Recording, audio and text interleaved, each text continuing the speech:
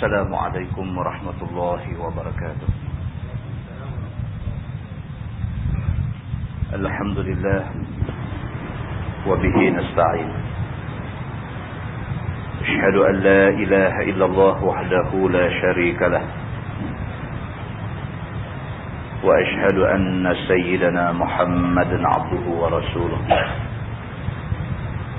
ونصلي ونسلم على هذا النبي الكريم سيد المرسلين وعلى آله وصحبه أجمعين. أما بعد، أيها المؤمنون اتقوا الله، أوصيكم وإياي بتقوى الله، فقد فاز المتقون. Muslimin dan muslimat, mudah-mudahan dirahmati Allah Subhanahu wa taala. Di dalam sebuah hadis riwayat daripada Maimun bin Abi Syabib, kata dia, anna Aisyah radhiyallahu anha marra biha sa'id fa'a'tathu kisrah wa marra biha rajulun alayhi thiyabun wa hay'ah fa'aq'adathu fa'akalah faqila laha fi dhalik faqalat qala Rasulullah sallallahu alaihi wasallam anzilun nasa manazilahum, atau kama qala, hadis riwayat Imam Abu Dawud. Daripada Maimun bin Abi Syabib, kata dia, Aisyah radhiyallahu anha pada satu hari telah lalu di depan dia satu orang peminta sedekah. Cerita Sayyidatina Aisyah, isteri Nabi. Satu hari lalu di depan Aisyah ni satu orang minta sedekah. Fa'a'tathu kisrah. Aisyah radhiyallahu anha, dia ambil sepotong roti bagi. Pi macam tu. Satu orang minta sedekah lalu depan dia. Dia pun tengok ada roti, ambil roti sekeping bagi pi. Wa marra biha rajulun alaihi thiyabun wa hay'ah. Lepas tu lalu pula satu orang lain, pakaiannya nampak hebat dan keadaan dia pun nampak dia orang hebat. Fa'aq'adathu fa'akalah. Aisyah panggil dia, mai duduk elok-elok apa semua, jamu dia makan.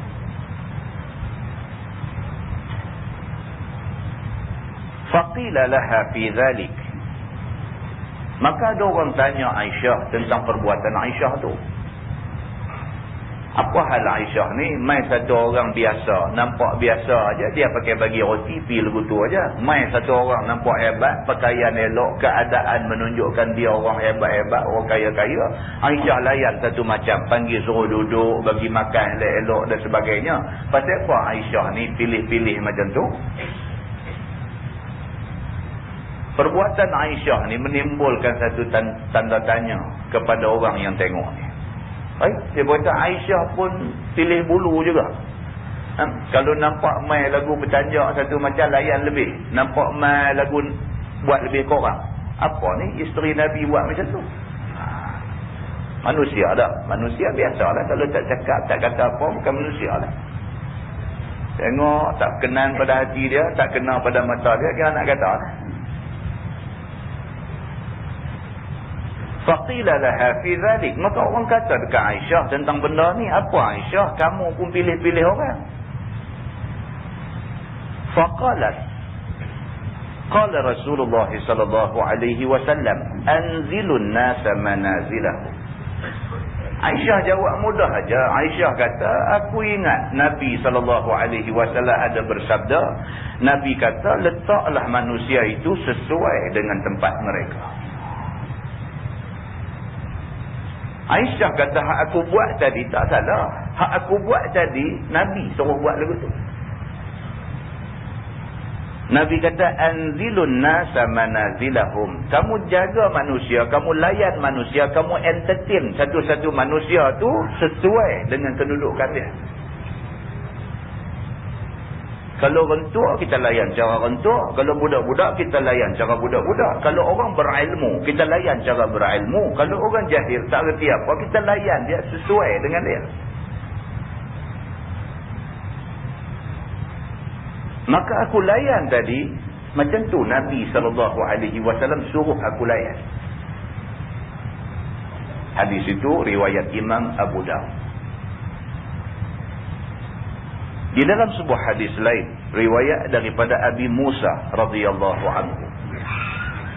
Kata dia, qala Rasulullah sallallahu alaihi wasallam, "Inna min ijlalillahi ta'ala ikram dhi syaibah al-muslim wa hamilil Qur'an ghairil ghali fi wal jafi anhu wa ikram dhi sultan al-muqsim." Atau kama qal, hadis riwayat Imam Abu Dawud. Abu Musa radhiyallahu anhu kata, Nabi SAW bersabda. Nabi kata, inna min ijlalillah. Di antara tanda yang kita ni mengagungkan Allah ialah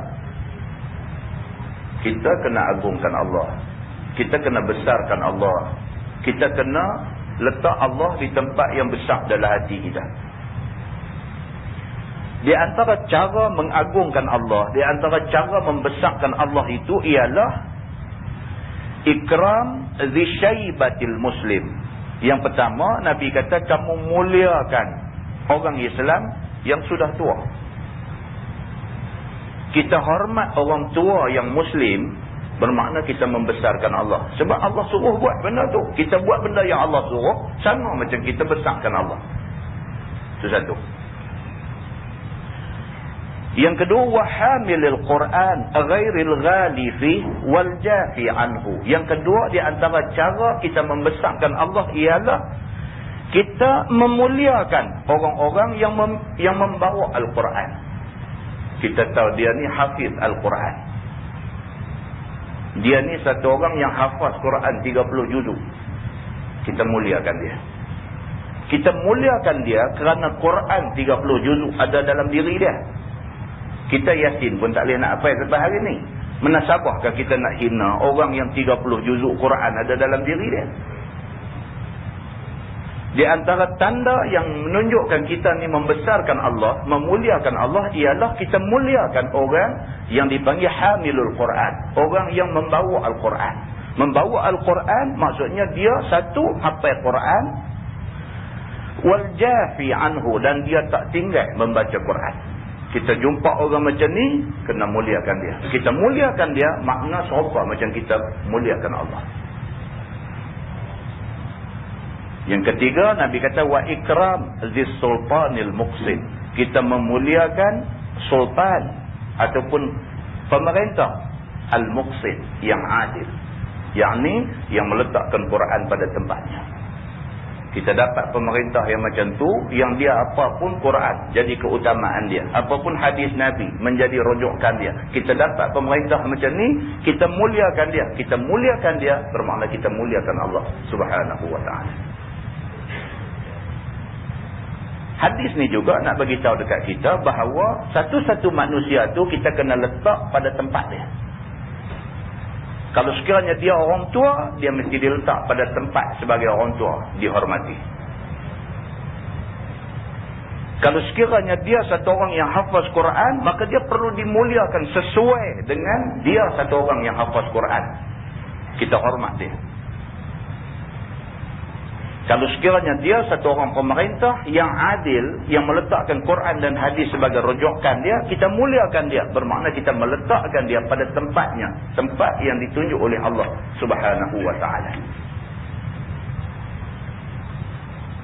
Di dalam sebuah hadis lain, riwayat daripada Abi Sa'id ataupun nama sebenar dia Samurah bin Jundub radhiyallahu anhu.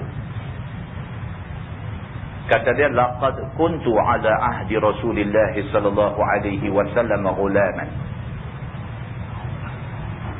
fa kuntu ahfadhu anhu fama yamna'uni min al-qawl illa annaha huna rijalan hum asannu minni. Atau kama qala, hadis sahih muttafaqun alaih. Abu Sa'id ataupun nama dia Samurah bin Jundub radhiyallahu anhu, dia menceritakan, kata dia, laqad kuntu ala ahdi Nabi sallallahu alaihi wasallam ghulaman. Dia kata, aku ingat lagi sewaktu aku ghulam, sewaktu aku masih budak kecil, aku hidup pada zaman Nabi sallallahu alaihi wasallam. Fakuntu ahfadhu anhu, dan kata Samurah bin Jundub ni, aku daripada kecil-kecil lagi aku belajar macam-macam daripada Nabi. Aku hafaz, aku ingat banyak benda daripada yang Nabi ajar. Samurah bin Jundub kata dia daripada kecil-kecil lagi memang dia duk ikut Nabi. Nabi duk ajar ni semua dia ingat. Fama yamna'uni minal qaul. Nabi tidak pernah larang aku tidak pernah ditegah daripada bercakap di depan Nabi. Aku nak bercakap apa pun Nabi bagi aku bercakap. Tidak ada yang menegah aku daripada bercakap illa annaha huna rijalan hum asannu minni. Melainkan kalau sekiranya ada sama dengan aku orang tua-tua, aku tak bercakap. Kerana Nabi ajar aku, ada orang tua-tua cakap, aku kena hormat mereka. Hadis itu hadis sahih muttafaqun alaih. Sepakat ulama mengatakan itu hadis sahih. Tuan, ni adat. Tuan boleh bayangkan macam mana rosak masyarakat kita kalau kita buang adab-adab yang ditunjuk oleh Nabi SAW dekat kita. Semata-mata dengan alasan kita rasa kita orang ilmu banyak, kita hina habis orang tua yang berumur lebih tua daripada kita. Itukah adab yang agama tunjuk ke kita? Kalau kita bersikap macam tu, makna kita tak berilmu sebenarnya. Kita tak faham benda ni. Samurah bin Jundub, satu orang sahabat Nabi yang daripada kecil berguru dengan Nabi SAW. Satu orang yang cukup hebat dari segi ilmunya, dari segi rapat dengan Nabinya, dari segi sumbangan untuk Islamnya. Dia kata, aku sejak kecil duk ikut Nabi, duk hafal, duk ingat semua benda yang Nabi ajar aku.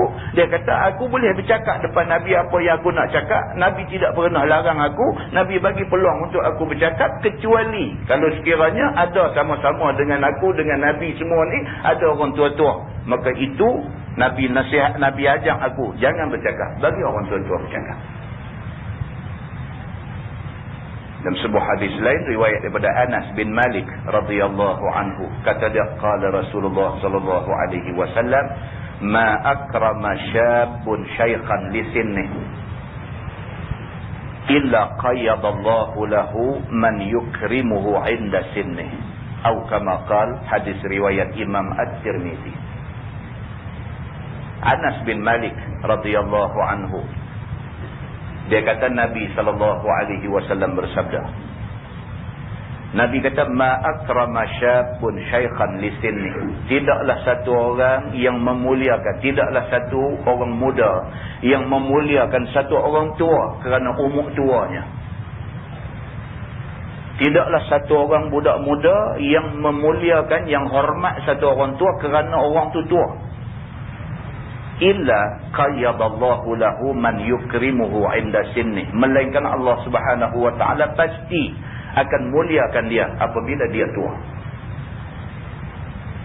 Kalau dia ni daripada masa dia muda, dia reti hormat orang tua. Dia reti tunjuk hormat pada orang tua kerana orang tu lebih tua daripada dia.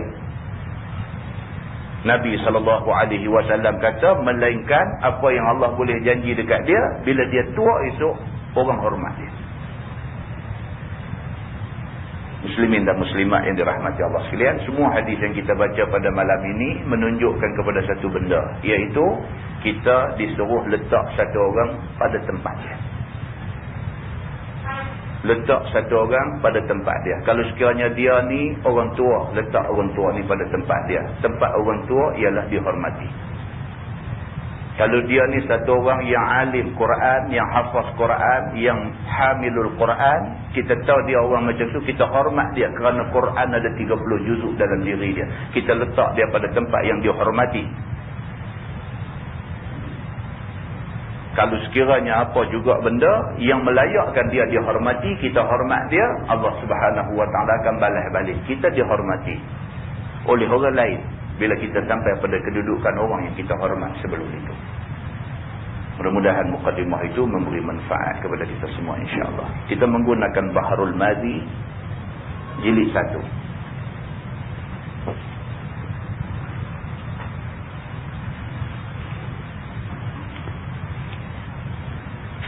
Muka surat 212.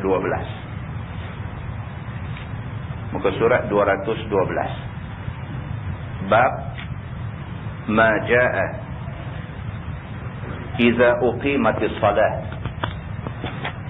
wa wajada ahadukumul khala falyabda bil khala.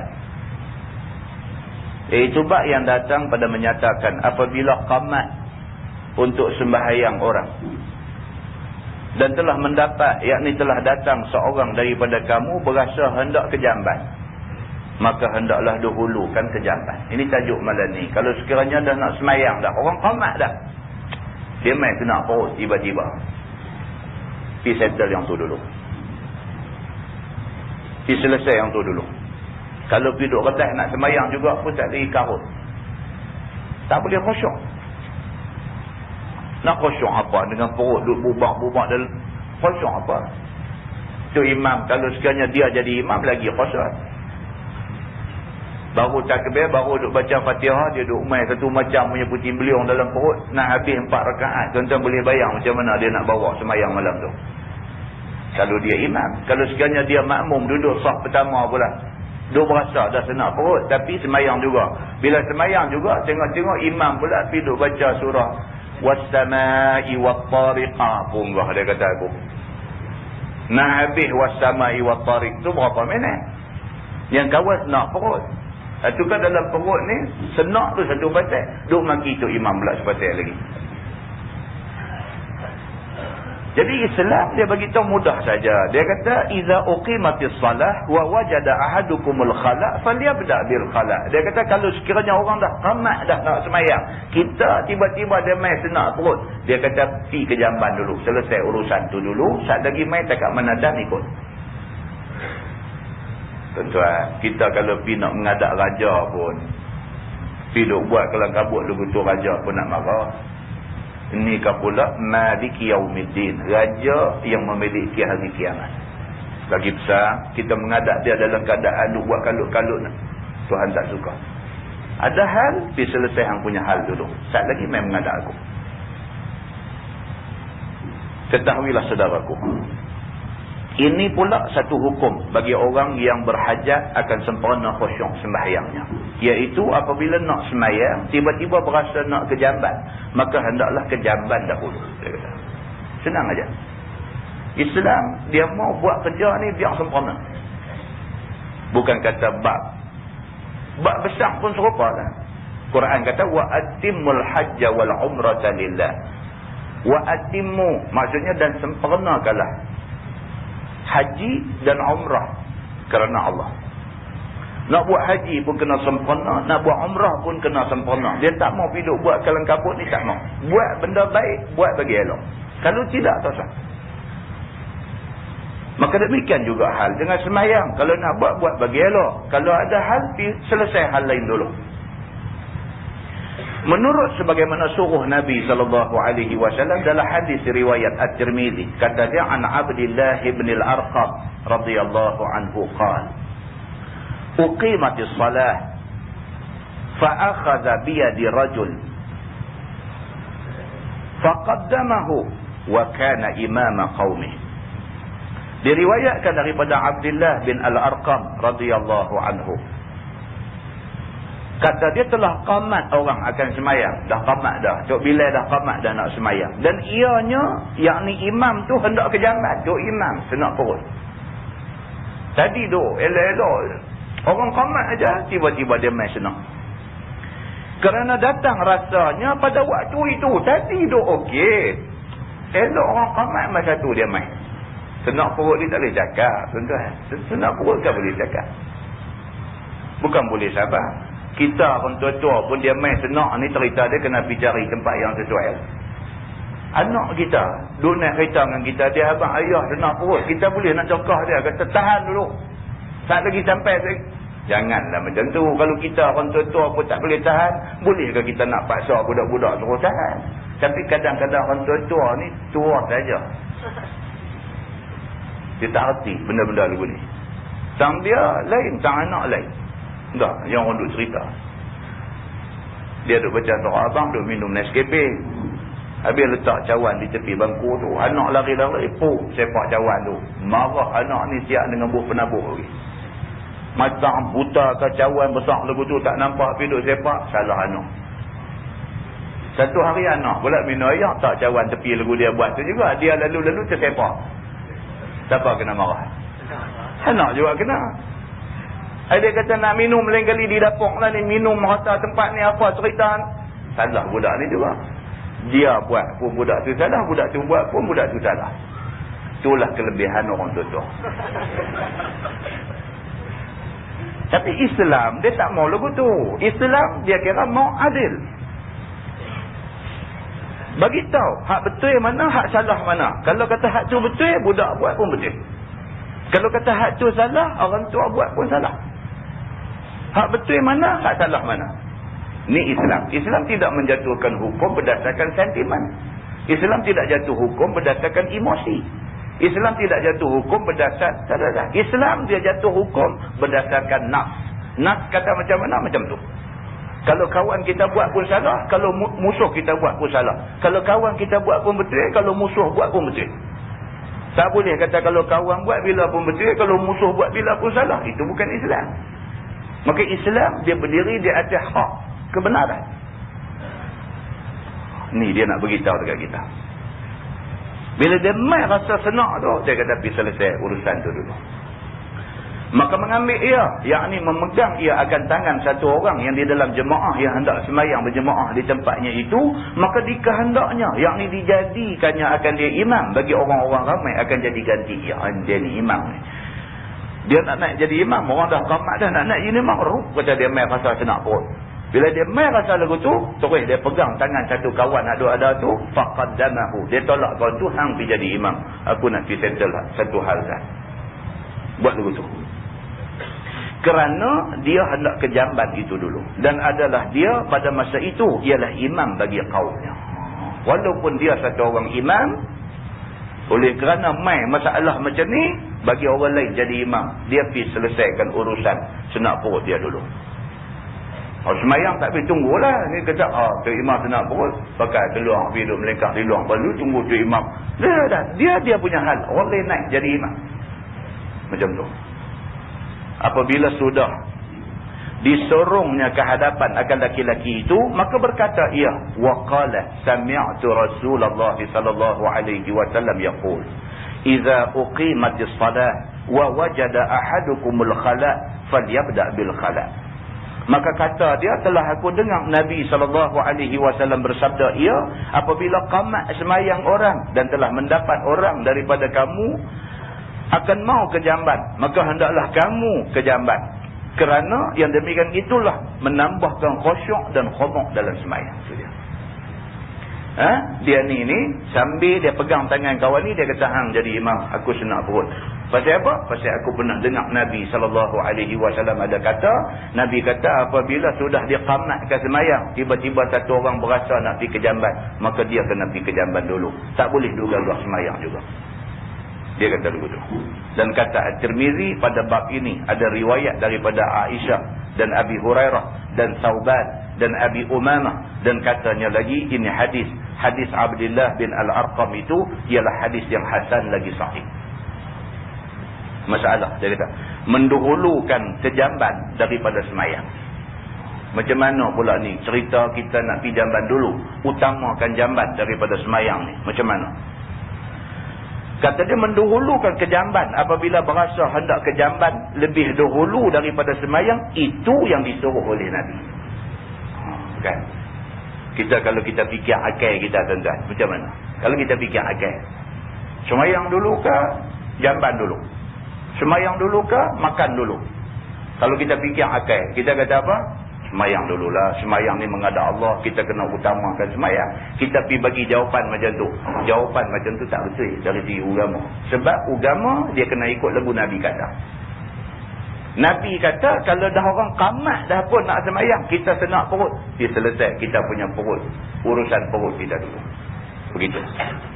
Seperti kenyataan dalam hadis pada masalah yang di atas tadi, kata At-Tirmizi, dan ialah yakni sebagai dalam hadis itulah perkataan yang bukan seorang daripada sahabat Nabi sallallahu alaihi wasallam dan tabi'in. Dan dengan dialah perkataan Ahmad dan Ishaq, dan kata keduanya, jangan bangun seseorang pada semayang padahal didapati dirinya suatu daripada mau berak atau kencing. Dia kata, itu dia. Kalau berasa senak perut, berasa nak kena pergi buang air dulu ke apakah, jangan duduk semayang lagi. Pergi selesai hak ni dulu, dia kata.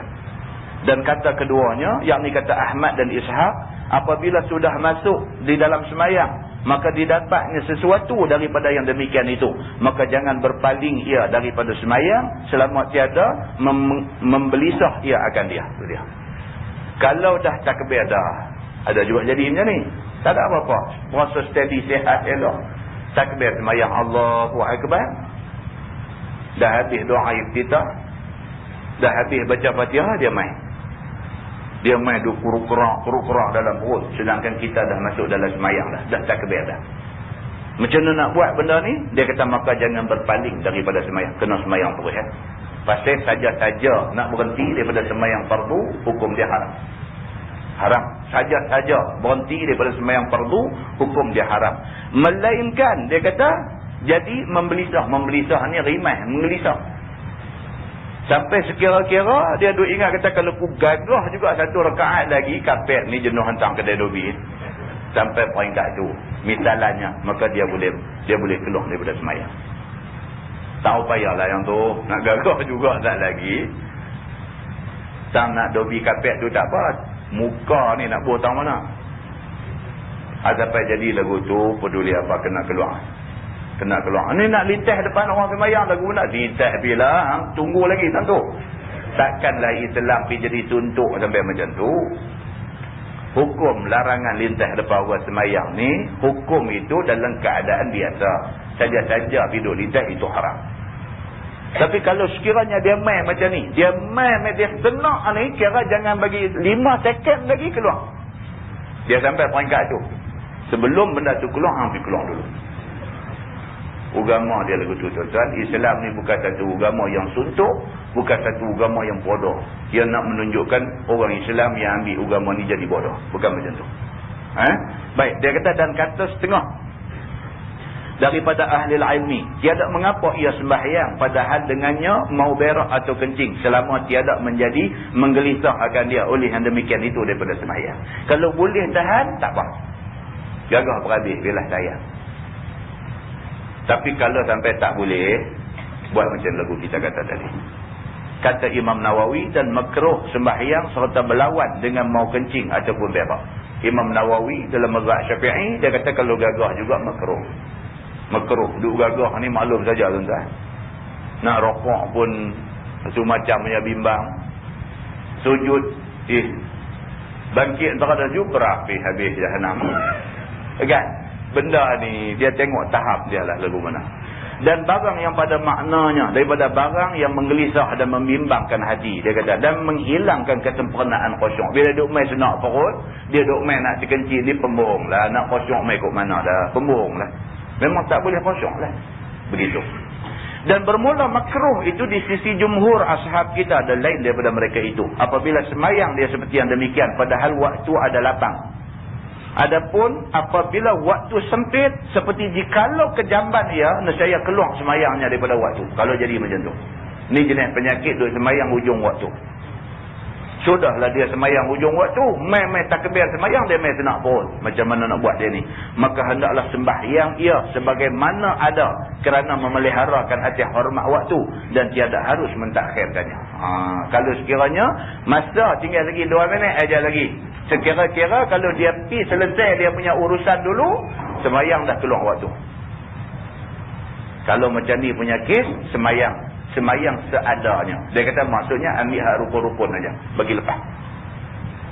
Takbir Allahu Akbar, Bismillahirrahmanirrahim, Alhamdulillahirabbil alamin, Fatihah saja. Waladdallin, amin, Allahu Akbar, rukuk, Sami'allahu liman hamidah, ambil hak rukun-rukun saja. Assalamualaikum warahmatullahi. Belah kanan tengok-tengok dah dah. Kiri pun tak ada lagi dah. Tuan-tuan, dia bila main tenang perut, bila main nak buang air ni, lagi duduk jauh dengan jamban boleh tahan, dia lagi dekat lagi tak boleh tahan. Dia memang fashion dia macam tu.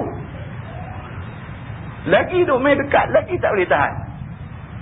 Maka dia kata awal-awal kita jaga jangan sampai semayang di akhir waktu, sebab benda ni boleh merosakkan ibadat kita.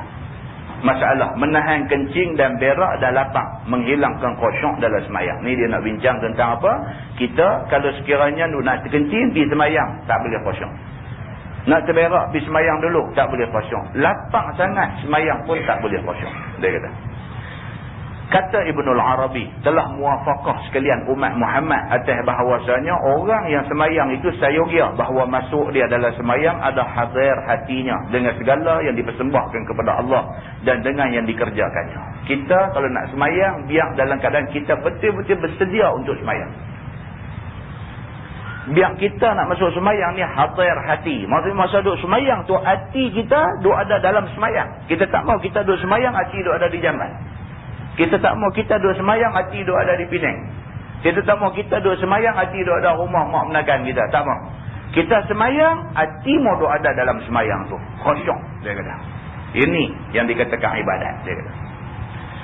Yang ni dia kata biarlah khusyuk dan tetap anggotanya. Jangan seperti mana orang yang menggelisah dan tiada mendiam ke segala anggotanya.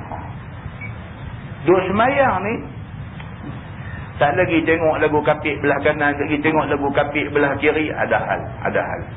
Itu tak boleh dia kata. Seperti mana mata menjeling ke kanan, ke kiri, ke atas, ke bawah. Itu di antara orang yang semayang hati tak hadir dalam semayang. Semayang mata lagu duduk menyelinap, pergi sampai tepi-tepi masjid, duduk tengok. Tapi semayang. Lagu duduk semayang, tak lagi lagu buat nyup, pergi ke depan nak tengok ujung jari kaki. Kelaku semayang ni pun macam-macam. Kan? Semayang, lagu duduk kalih tangan tengok jam pula. Satu pesen juga yang tu pun.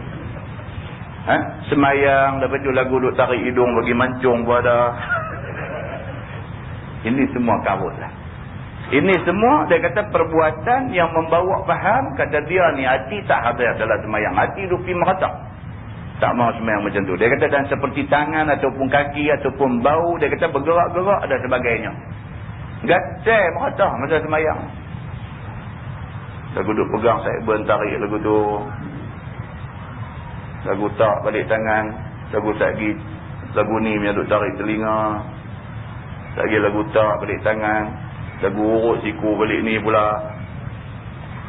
Dia kata ni semua ni, dia kata bergerak-gerak dan sebagainya. Ini menunjukkan hati dia tidak hadir di dalam sembahyang. Dia kata macam tu.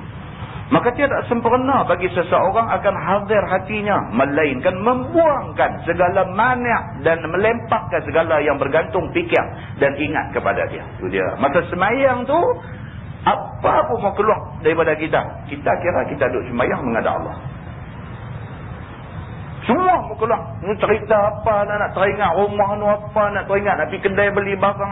Semua mau vacuum bagi keluar daripada diri kita. Hati kita mau vacuum keluar benda-benda ni semua. Hati mau kosong. Duk menghadap Allah Subhanahu Wa Taala. Bukan senang tuan-tuan ni. Aduh, kita duk baca ni bukan senang nak buat. Bukan senang. Dia raplah masa semayang ni. Takbir saja Allahu Akbar. Teringat esok pagi-pagi nak pergi tamu. Teringat dah. Oh, kata yang duk cari handphone tak jumpa tadi rupanya atau dah duduk tahu mana. Masa semayang. Masa semayang. Ini masalah dia. Seperti jika lo berasa hendak ke jamban, maka ke jambanlah dahulu. Ataupun berasa lapang, maka makan lebih dulu atau sebagainya. Kerana berasa hendak ke jamban dan berasa lapang itu tiada mau muafakah ia dengan khusyuk dan khudu' di dalam semayang. Dia kata. Bila duk main lapang, bila duk main sakit perut ni, dia tidak khusyuk dan tidak khuduk di dalam sembahyang. Bahkan ialah yang menggelisahkan dan yang mengelirukan fikiran. Melainkan kalau berasa sikit-sikit mau kejamban ataupun sikit-sikit lapang, maka tiadalah ia memudaratkan. Kalau sikit-sikit itu biasa. Kalau sampai kacau kita, selesai yang tu dulu. Kata Ibnul Arabi, maka jika adalah seseorang itu berasa mau kejamban aman, maka sembahyang ia, nescaya mengulang ia akan sembahyang itu. Ada satu pendapat pula di kalangan ulama fiqh ni, iaitu Ibnul Arabi, Imam Ibnul Arabi, dia kata kalau sekiranya duk main senak perut, sembahyang dulu lah kata. Kadang-kadang orang ni dia nak taruh ayam sembahyang. Dia sembahyang maghrib. Lepas sembahyang maghrib nak tunggu sembahyang isya. Dia malas dah nak pergi ambil ayat sembahyang lagi sekali. Jadi sayang ayat sembahyang punya pasal. Senak perut pun tahan bila habis Aisyah sekali lagi lah baru. Kalau sekiranya dia bersikap macam tu, kata Imam Ibnul Arabi, dia semayang juga, semayang tu tak pakai. Tak lagi dia kena semayang lain. Kata pendapat Imam Ibnul Arabi. Dan ada pun pada mazhab Syafi'i, macam nak kata tadilah, semayang dia sah tetapi makruh. Begitu. Bab baru kata dia bab ma jaa fil wudu' min al-mawta'. Iaitu bab yang datang pada menyatakan basuh daripada tempat pijak. Bab yang datang pada menyatakan basuh. Wuduk dalam perkataan tu tadi tidak bermaksud ayat sembahyang, tapi maksud dia basuh. Wuduk dari segi lughah, dari segi bahasanya maksud basuh. Bab ma jaa fil wudu' min al-mawta', iaitu bab yang datang pada menyatakan basuh daripada tempat pijak. Maksudnya kalau orang perempuan misalnya dia pakai kain labuh, baju kurung dia labuh, dia pakai jubah labuh. Jubah tu bila berjalan duk meleret, kena tanah, kena air hujan, duk cakung atas jalan apa-apa semua. Bila nak pergi semayang sekali lagi, nak kena basuh dulu dah kain hak duk berjela heret kuat atas tanah tu. Nak kena basuh dulu dah. Itu maksud tajuk ni. Ketahuilah saudaraku, adalah dikehendaki dengan wuduk di sini ialah wuduk pada lughah, yakni membasuh kotak daripada mauti, saya kata. Itu maksud dia. Yakni daripada tempat pijak dengan kaki dan seumpamanya. Seperti satu orang menempuhi jalan kotong. Satu orang berjalan musim hujan. Jalan dengan lecah, dengan air duk cakung lopak sana sini dan sebagainya, dia duk berjalan. Dia menempuhi jalan kotong. Adakah dibasuh kakinya dan sembahyang ia ataupun tidak berhajat kepada basuh? Dia nak main masjid, musim hujan. Kain hak dia pakai tu duk meleret, kena air, lecak, apa, lopak, apa tepi jalan semua. Bila dah sampai masjid nak sembahyang, kain tu kena basuh dulu kan tak kan? Itu maksud dia. Dan seperti berkasut ataupun contoh orang yang pakai kasut, maka dipijaknya dua kasut itu akan najis misalnya. Adakah boleh kasut tu dibawa semayang? Ini dalam kisah orang semayang pakai khuf. Kasut yang dia ada syarat-syarat dia lah khuf ni. Bolehkah kasut bila pijak macam-macam tu pakai semayang kasut tu? Ataupun seperti perempuan yang menghela kain tutup badannya sampai melayah meleret, menyapu tanah ekornya sepanjang-panjang jalan dan kena kotak-kotak. Adakah dibasuh kerana hendak semayang? Ataupun orang perempuan pakai kain labuh. Bila kain tu duk heret kena kotak-kotak, adakah kena basuh dulu sebelum buat pakai semayang? Maka pada mazhab Syafi'i, semuanya itu apabila kena najis, wajib basuh akan dia. Dalam mazhab Syafi'i senang aja. Kalau kita yakin kena tu kena najis, kena basuh. Kalau kita yakin tak kena najis, cuma air hujan aja, air hujan bukan najis, maka tak ada apa-apa lah. Tak basuh tidak salah. Tapi kalau kita yakin kata air ada kena tadi tu, air tu ada najis dalam tu, maka kena basuh tempat yang kena air tu. Dan telah dikeluarkan oleh Imam At-Tirmizi hadis sebagaimana suruh Nabi SAW. Demikian hadisnya. An ummi walad li'abdir rahman bin Auf qala qultu li ummi Salamah inni imra'atun utilu zaili wa amshi fil makanil qadir. Diriwayatkan daripada ibu kepada anak bagi Abdurrahman bin Auf. Kata dia, kata aku bagi Ummi Salamah, yakni isteri Nabi SAW. Ummi Salamah ni salah seorang daripada isteri Nabi. Nabi ada 11 isteri. Ummi Salamah salah seorang daripada isteri Nabi. iaitu Ummu Salamah. Bahawasanya aku satu orang perempuan yang menjela, yang ni menghulung panjang, meleret di atas tanah akan kain aku. Dia ni kata. Dia kata aku ni hang pun tahu, aku jenis kalau pakai kain jenis labuh meleret sikit. Dia kata. Yang ni kain selimut semua badan perempuan Arab pada waktu berjalan supaya jangan nampak tumit dan kakinya. Orang perempuan Arab dululah, Arab lah kira lah. Lompat menari ya dah ni. Arab dulu dia jaga. Dah pakai baju tu selapis dah, dia ambil pula lagi satu kain apa ni, kain lagu nak selimut, tak selimut ni dia sokok di atas kepala, daripada ujung kepala sampai badan dia. Kain tu dia agak meleret sikit. Dia tutup sungguh-sungguh badan dia. Ini. Maka bagaimana hukum apabila kena kotor kain yang aku bawa pakai labuh tu? Padahalnya aku berjalan pada tempat yang kotor. Tidakkah dibasuh akan dia? Faqala qala Rasulullah sallallahu alaihi wasallam yutahhiruhu ma ba'dah. Maka kata Ummu Salamah bagi menjawab pertanyaan itu, telah bersabda Nabi sallallahu alaihi wasallam, menyuci seseorang akan dia akan barang yang kemudiannya. Yang ni basuh ujung yang melayah meleret ke tanah itu sahaja dan tiada lazim basuh semua. Maka jawab Ummu Salamah isteri Nabi ni, dia kata kalau kita pakai kain labuh meleret kena air-air lecah yang kita rasa macam ada najis di dalam dia, maka hendaklah basuh. Basuh tempat yang kena tu saja, tak payah duduk londeh basuh satu kain. Basuh tempat kena tu saja. Maka kata At-Tirmizi, dan pada bab ini ada datang satu riwayat daripada Abdullah bin Mas'ud radhiyallahu anhu. Kata dia, kunna ma'an Nabi sallallahu alaihi wasallam la natawadda'u minal mawta. Adalah kami sama-sama berjalan serta Nabi SAW, maka tiadalah kami basuh daripada tempat pijak kami. Ada pula riwayat kata sebahagian sahabat jalan dengan Nabi, kaki mereka randu air lecah dan sebagainya, bila nak semayang mereka tak basuh kaki, pakai terus semayang dengan kaki yang kena air lecah tadi saja. Ada kata macam tu. Baik, masalah dia kata menempuh tempat kotor, basuhkah kaki dan ekor yang melayang tu. Lah ni ceritanya kena basuh ke tak kena basuh?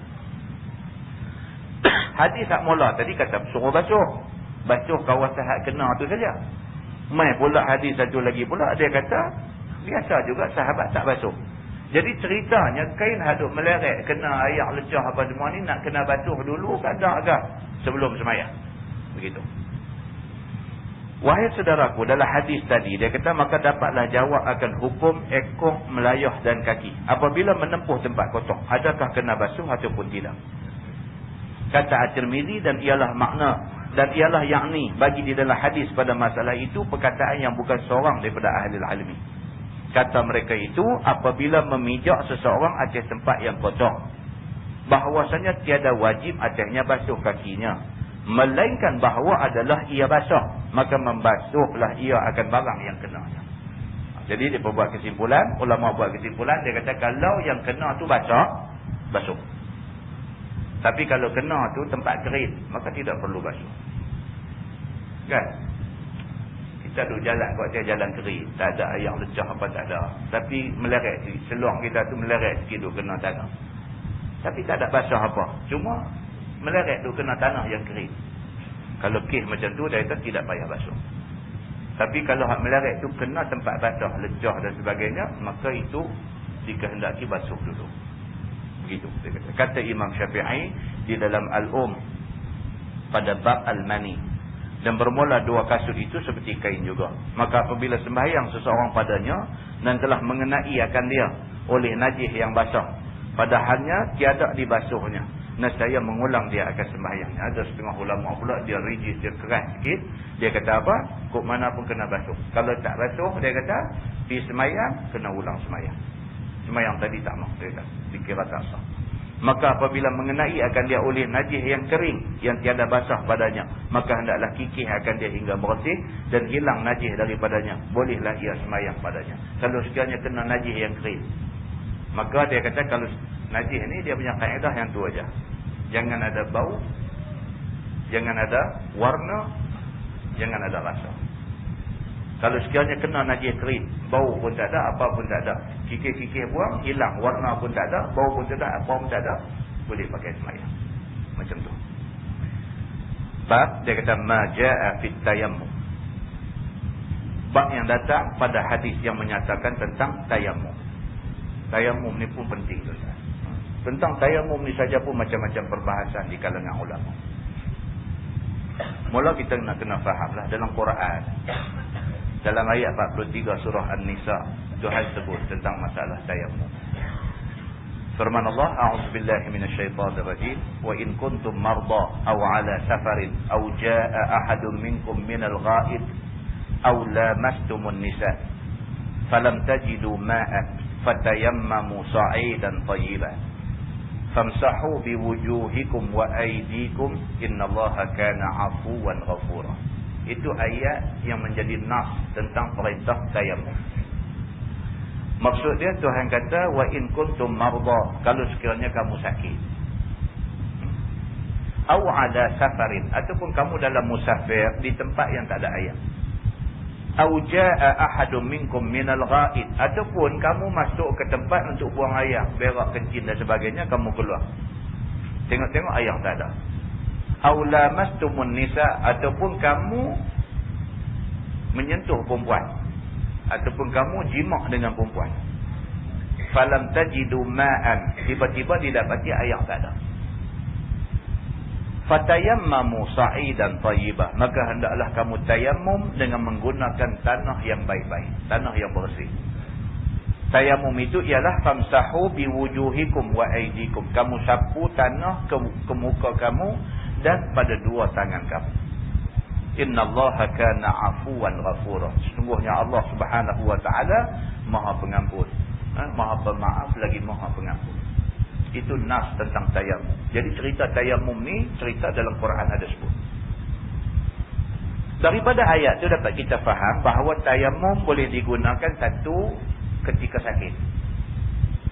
Sakit di sini maksudnya ialah sakit hak tak boleh kena air.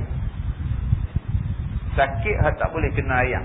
Kalau kena air boleh jadi lagi mudarat. Maka sebagai ganti kepada air, dia tayammum guna tanah. Satu. Yang kedua, dia kata musafir. Musafir tempat tak ada air. Kita di sini banyak.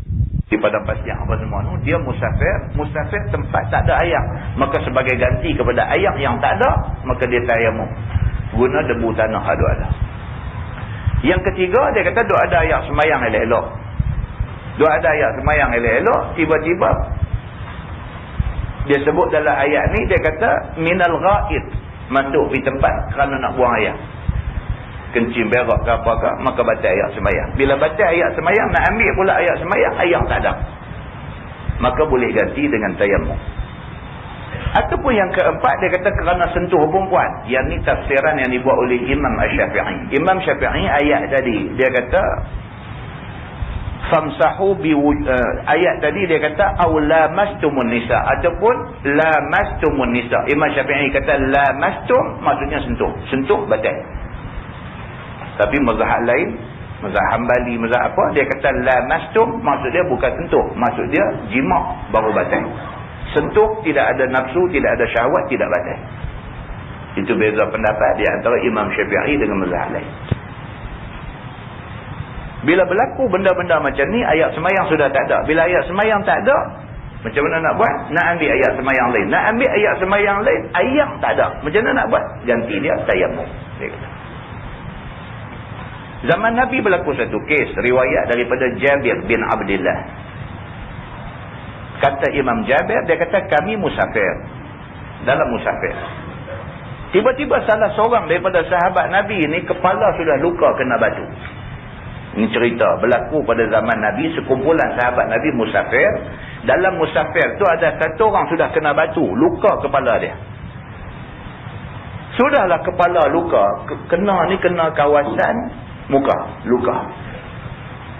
Sudahlah pipi jadi luka macam tu. Tidur malam tu pula mimpi gambang bagusnya. Nak jadi kepada salah seorang sahabat Nabi ni.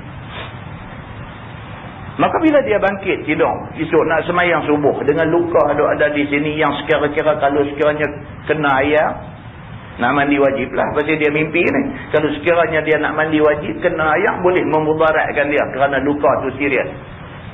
Bila dia bangkit pagi esok nak sembahyang subuh, dia dalam keadaan nak kena mandi janabah, kena mandi junub, maka dia tanya sahabat-sahabat lain. Dia kata, apa pendapat kamu? Dia kata, aku luka teruk. Kalau sekiranya aku mandi, dia kata benda ni boleh bawa mudarat dekat aku. Boleh tak boleh? Dia kata, aku bertayamum saja sebagai ganti kepada mandi wajib. Sahabat-sahabat dia tanya ni semua pakai jawab kata, oh tak boleh. Mandi wajib, berjunub mesti kena mandi wajib. Tak boleh tayamum. Depa pergi buat jawapan macam tu. Maka dia pun oleh kerana tak dapat konsensus, dia kata tak dapat persetujuan daripada kawan-kawan ada pergi mandilah. Berumbram mandi. Dikehendaki Allah Subhanahu Wa Taala, mati dia lepas tu.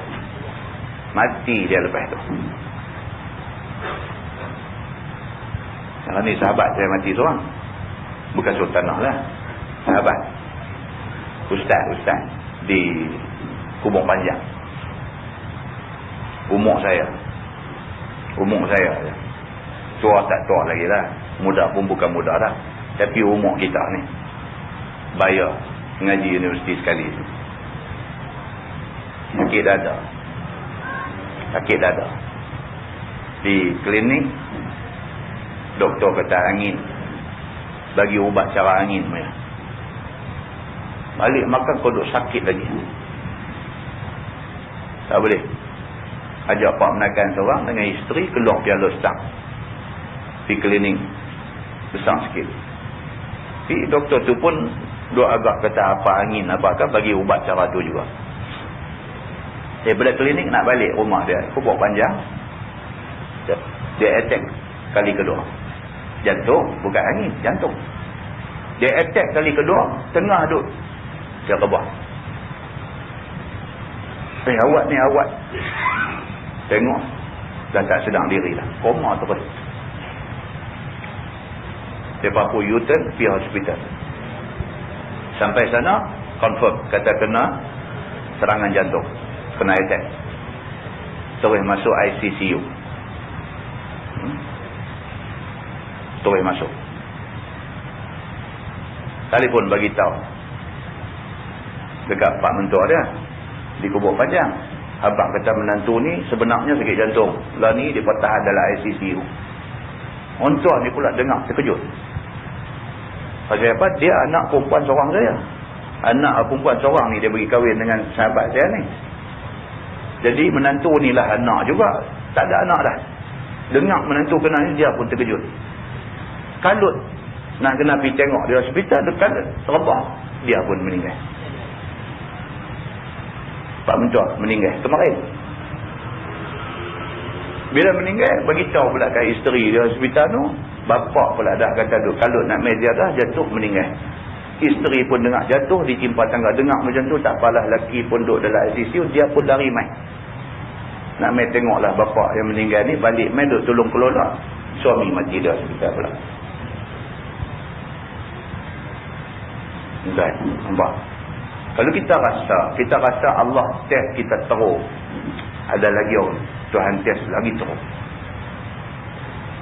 Dia boleh bagi bertimpa-timpa macam tu. Dah kena lagi. Tahap ujian kepada satu manusia dengan satu manusia lain tak sama.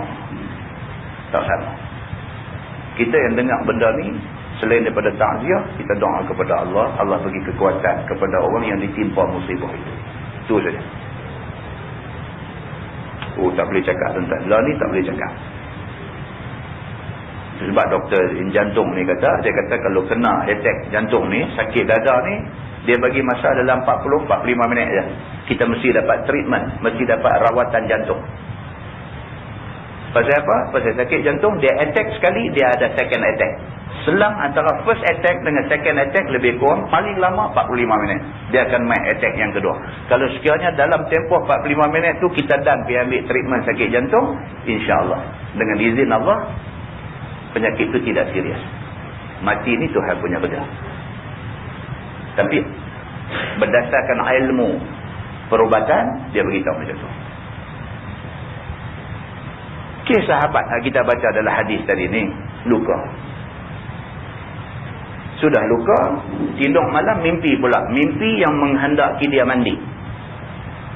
Jadi bila bangun pagi ni macam mana nak buat ni? Dia kata aku ni kira-kira nak kena mandi. Tapi kalau aku mandi ni luka ni macam mana? Serius luka ni.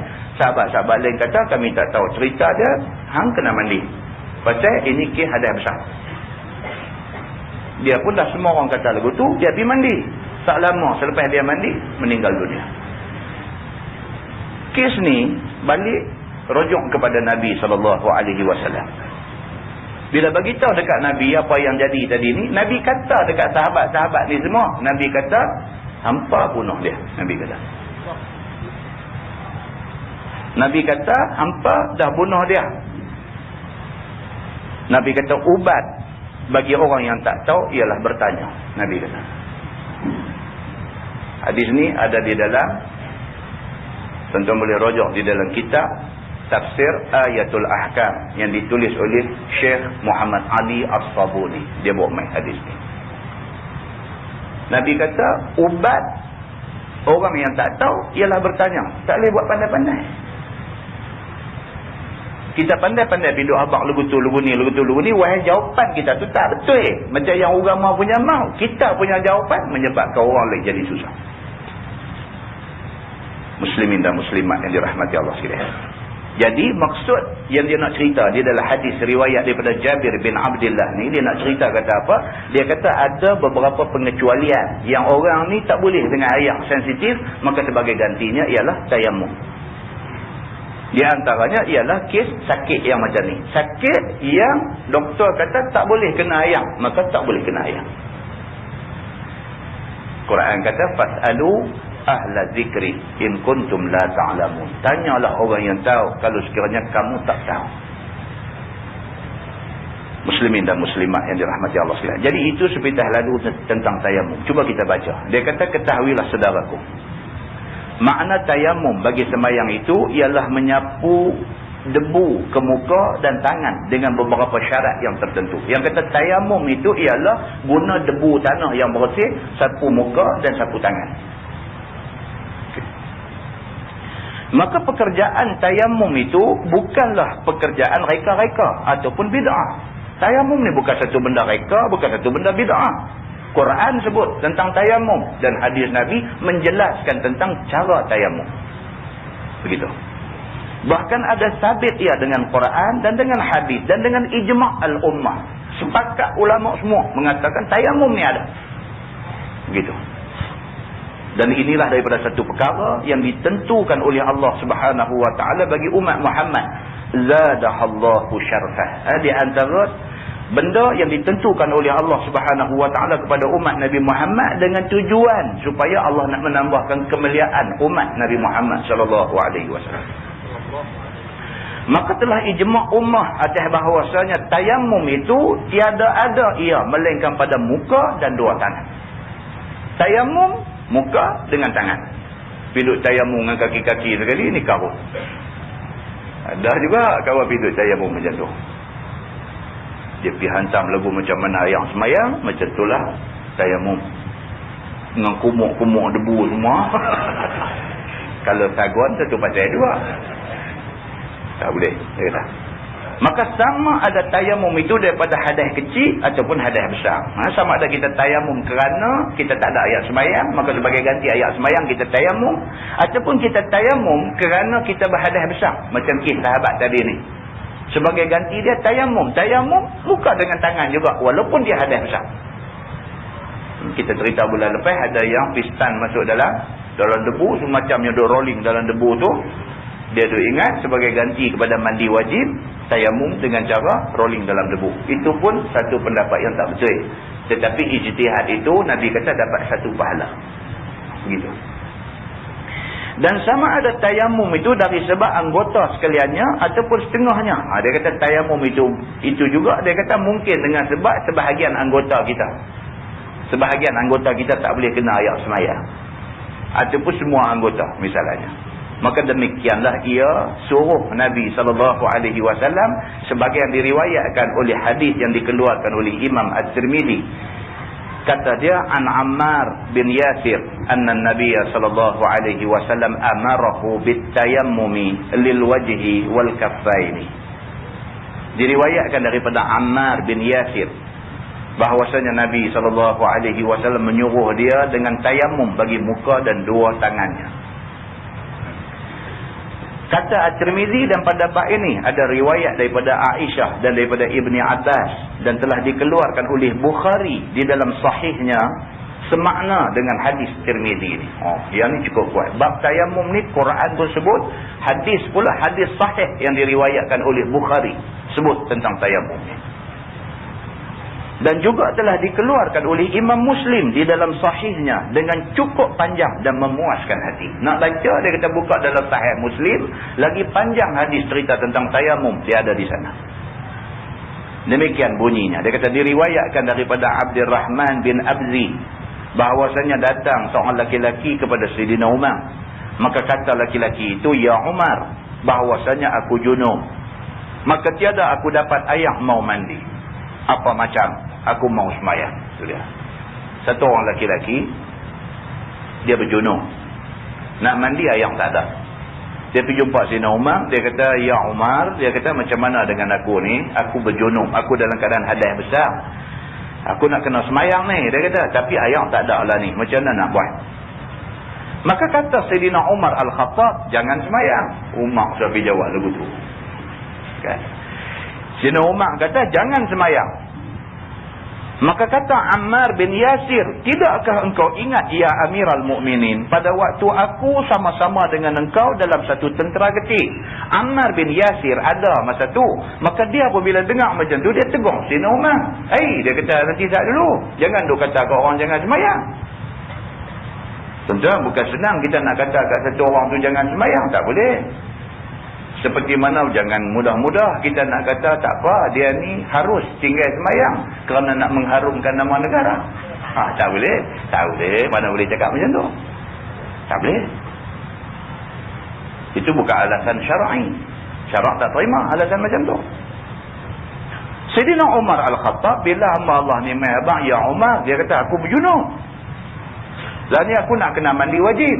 Masalah lah ni air tak ada. Apa macam?" Dia kata, "Macam mana aku nak buat?" Umar kata kat dia, "Tak payah semayang." Ammar bin Yasir ada sebelah tu. Dia kata, "Nanti tak dulu." Dia kata, "Ya Amirul Mukminin, ingat balik. Dulu kita pernah pergi perang sama-sama." Dia kata. Maka berjunub kita. Dia kata, "Hang pun berjunub, aku pun berjunub." Dia kata.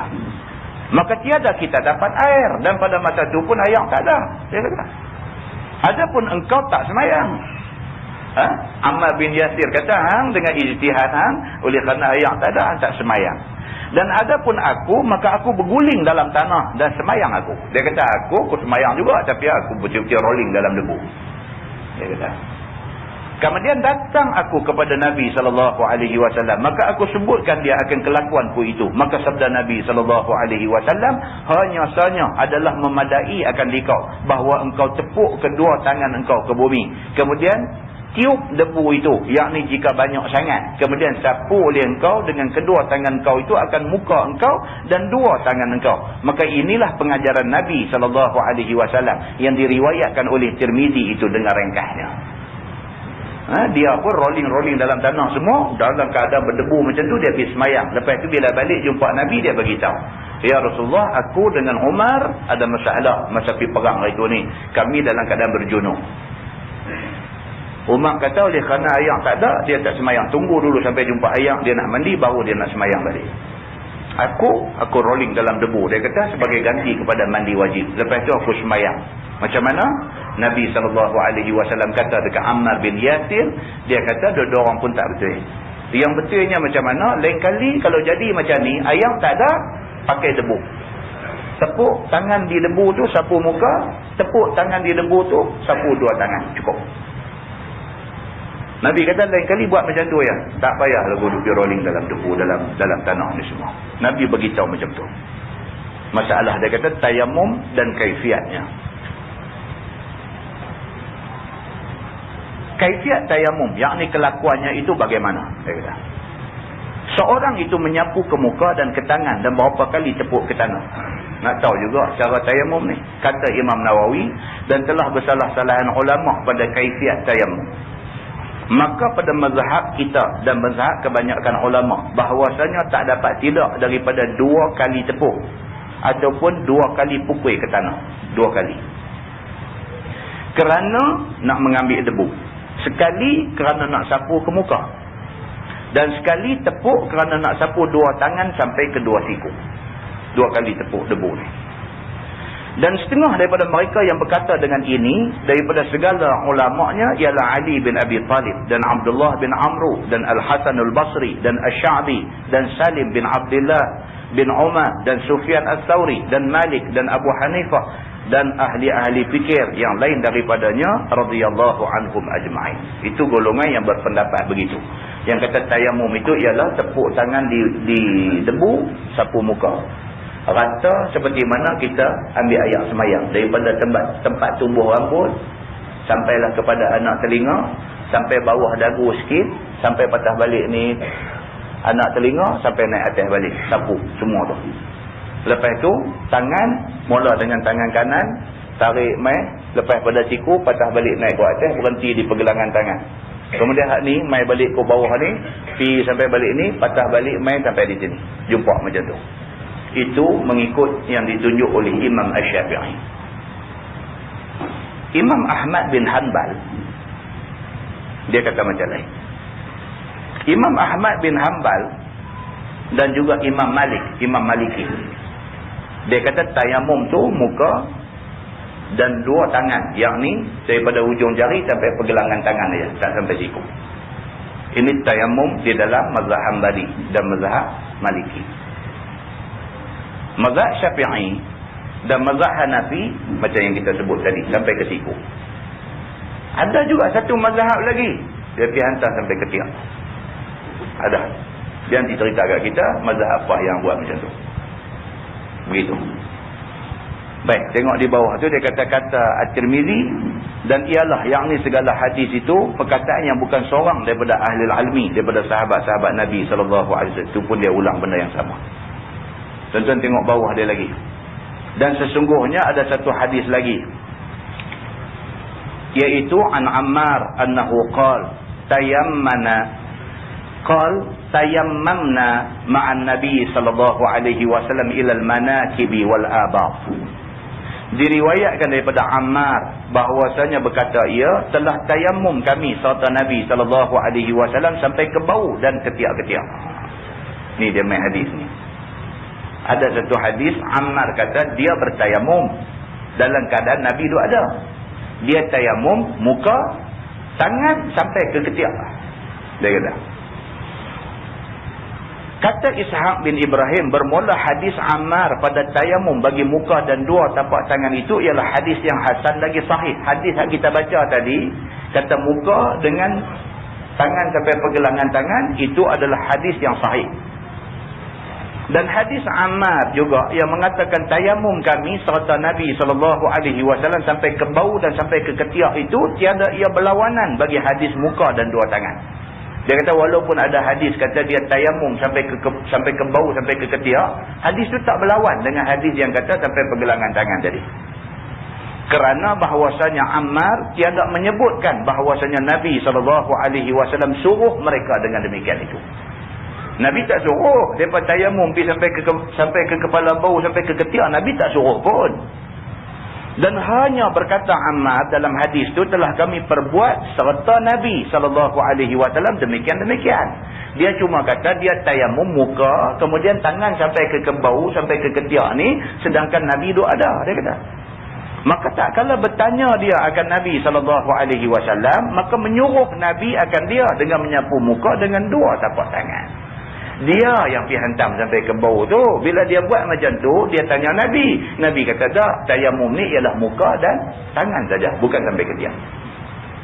Jadi hadis kedua kita baca ni yang kata sampai ketiak ni, ini dibuat oleh Ammar yang kemudiannya dibetulkan oleh Nabi, bukan sampai di bau, bukan sampai di ketiak. Dan dalil atas yang demikian itu, amal yang pertama ialah barang yang diberi fatwa dengan dia oleh Ammar kemudian daripada Nabi SAW pada tayamum, bahawasanya berkata ia, yakni berkata Nabi, muka dan 2 tangan sahaja. Maka pada inilah dalil bahawasanya penghabisan barang yang diajak akan dia oleh Nabi SAW. Jadi yang muktamadnya tayamum ialah muka dengan 2 tangan, tak sampai ke ketiak. Cuma yang beza pendapat ulamanya, Imam Syafi'i kata ujung jari sampai siku. Imam Hanbali kata sampai pergelangan tangan saja. Dan masing-masing daripada dua ulama ni mereka ada hujah masing-masing. Yang tu kita akan baca pada bulan depan insya-Allah. Wallahu a'lam. Lepas ni kita masuk masalah kecil tayammum, mengapa sapu sampai ke siku. Hadis tadi kata, dalam hadis tadi dia kata lil wajhi wal kaffaini, muka dan dua tapak tangan. Tapak tangan maksudnya dan belakang tangan. Pasal apa yang Imam Syafi'i pergi terus tayamum sampai siku? Pasal apa? Dia kata dia akan bagi penjelasan selepas ini. Wallahu a'lam.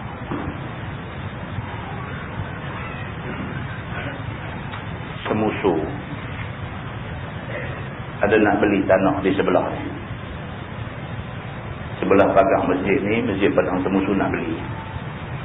Jadi untuk nak meringankan beban masjid untuk nak beli tanah tu yang harganya ratus ribu. Jadi pihak masjid telah buat petak-petak untuk wakaf. Satu petak RM20. Satu petak RM20.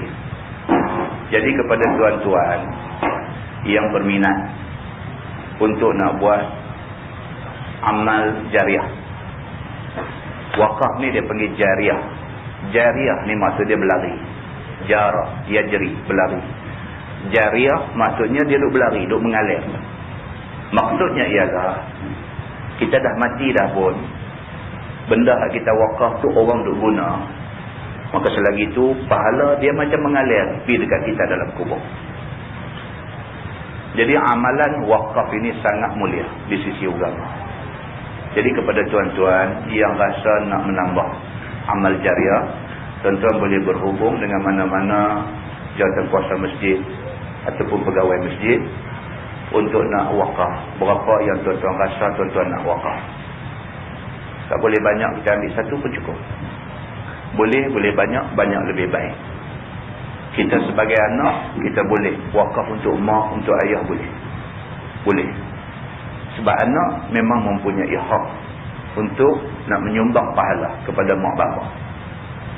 Jadi untuk kita buat, untuk isteri kita buat, untuk anak-anak kita kalau boleh kita buat pergi sekali, untuk mak bapak kita buat pergi sekali. Sekali-sekala tuan-tuan, benda-benda yang macam ni kalau kita buat tak ada ruginya. Tak ada ruginya. Sebab dia adalah amal jariah. Jadi kepada diri saya dan kepada tuan-tuan semua, kita sumbanglah seorang sikit untuk masjid ni nak ambil tapak lebih luas di sebelah ni. Kalau masjid tak ambil, esok mai apa akan ambil kan, kita pun tak boleh tengok. Macam di Penang, Masjid Jelutuk, Masjid Jamik Jelutuk di Pulau Pinang. Masjid tu tapak tak besar mana lah, sejorai kecil aja. Kembang tu ada satu tapak pun kecil saja. Penang, maklumlah tanah di Penang. Pihak masjid tak mampu lah nak beli. Sampai buka-buka harga pun sampai milion-milion. Tak mampu nak beli. Tak sampai tangan. Cina ambil. Nak buat hotel sebelah tu. Tuan-tuan tahu lah. Dalam tu saat lagi dengan macam-macam. Dia nanti bawa masuk dengan apa. Duduk sebelah masjid. Tuan-tuan boleh bayang macam mana jadi tak eloknya. Kan? Jadi benda ni tuan-tuan. Orang Islam kalau seorang sikit boleh tolong, dia tak jadilah benda tak elok di kemudian hari. Jadi lagi sekali saya pesan pada diri saya, pada tuan-tuan semua, kita cubalah dekat mana kita boleh, kita cuba untuk menyumbang yang sumbangan ini membawa kebaikan kepada kita juga di masa depan insya-Allah. Wallahu a'lam. Yang baik itu daripada Allah, yang tak baik itu silap saya. Kita tangguh dengan tasbih kafarah dan surah Al-As.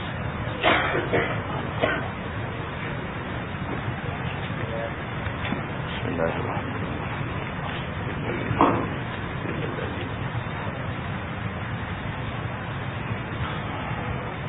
اللهم صل على محمد في الأولين والآخرين وسلم ورضي الله تبارك وتعالى عن سادتنا أصحاب سيدنا رسول الله أجمعين. بسم الله الرحمن الرحيم. الحمد لله رب العالمين حمدا يوافي نعمه ويكافئ مزيدا. يا ربنا لك الحمد كما ينبغي لجلال وجهك الكريم وعظيم سلطانك. رضينا بالله ربا وبالإسلام دينا وبمحمد نبيا ورسولا. اللهم افتح علينا فتوح العارفين وارزقنا فهم النبيين بجاه خاتم المرسلين.